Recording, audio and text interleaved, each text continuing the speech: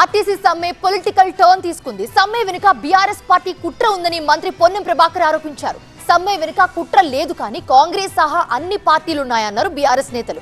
మరోవైపు తమ పోరాటాన్ని నిర్వీర్యం చేసేందుకు సమ్మె వెనుక విపక్షాల హస్తం ఉందని ప్రభుత్వం మాట్లాడడం సరికాదన్నారు ఆర్టీసీ జేఏసీ నేతలు. ఆర్టీసీ కార్మికుల సమ్మెకు సంపూర్ణ మద్దతు ప్రకటించింది బీఆర్ఎస్. కాంగ్రెస్ ఇచ్చిన హామీల అమలు కోసమే కార్మికులు సమ్మె చేస్తున్నారన్నారు హరీష్ రావు. ఇలా ఆర్టీసీ కార్మికులు రాష్ట్ర వ్యాప్తంగా సమ్మె చేస్తున్నారు. వారి సమ్మెకు బీఆర్ఎస్ పార్టీ సంఘీభావాన్ని తెలియజేస్తూ ఉంది. గతంలోనే కేసీఆర్ గారి ప్రభుత్వం ఆర్టీసీ కార్మికులకు ప్రభుత్వ ఉద్యోగులుగా గుర్తిస్తూ ప్రభుత్వ కేబినెట్ ఆమోదించింది. జీవో కూడా ఇచ్చాం, గెజిట్ కూడా ఇచ్చాం. దాని వెంటనే వారిని ప్రభుత్వ ఉద్యోగులుగా గుర్తించండి. సమ్మె వెనుక బీఆర్ఎస్ నేతల హస్తం ఉందన్నారు మంత్రి పొన్నం ప్రభాకర్. దీని వెనుక రాజకీయ కుట్ర ఉంది.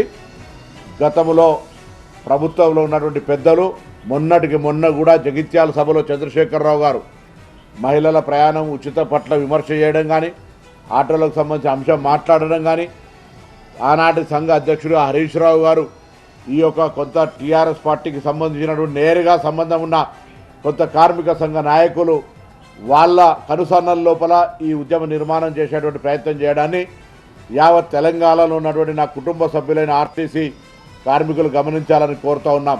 సమ్మె వెనుక బీఆర్ఎస్ మాత్రమే కాదు అన్ని పార్టీలు ఉన్నాయన్నారు మాజీ మంత్రి శ్రీనివాస్ గౌడ్. అన్ని పార్టీలు ఉన్నాయి. కాంగ్రెస్ పార్టీలో ఉన్నటువంటి నాయకులు ఉన్నారు, బీజేపీ పార్టీ నాయకులు ఉన్నారు, బీఆర్ఎస్ పార్టీ నాయకులు ఉన్నారు, ప్రతి ఒక్కరు ఉన్నారు. ఒక్కరు ఇద్దరని కాదు, ప్రతి పార్టీలో ఉన్నటువంటి ప్రతి నాయకుడు వెనుకలు ఉన్నారు. తమ వెనుక ఏ రాజకీయ పార్టీ లేదన్నారు ఆర్టీసీ జేఏసీ నేతలు. ఇప్పటి వరకు మా వెనుక ఏ రాజకీయ పార్టీ నాయకుడు లేడు. మేము ఏ రాజకీయ పార్టీ నాయకుడి దగ్గరికి పోలే, ఎవరి దగ్గర కూడా మేము వాళ్ళను మా పోరాటంలో భాగస్వామ్యం చేయలే. ఎక్కడన్నా ఉన్నారా, వాళ్ళు ఎక్కడన్నా కనపడరా? ఇప్పుడు వాళ్ళు ఎవరైతే పేర్లు చెప్పిర్రో మా ఉద్యమంలో వాళ్ళు ఎక్కడన్నా ఫోటోలు కానీ వాళ్ళ పేర్లు కానీ ఎక్కడన్నా ఉన్నాయో గౌరవ మంత్రి గారు చెప్తే బాగుంటుంది.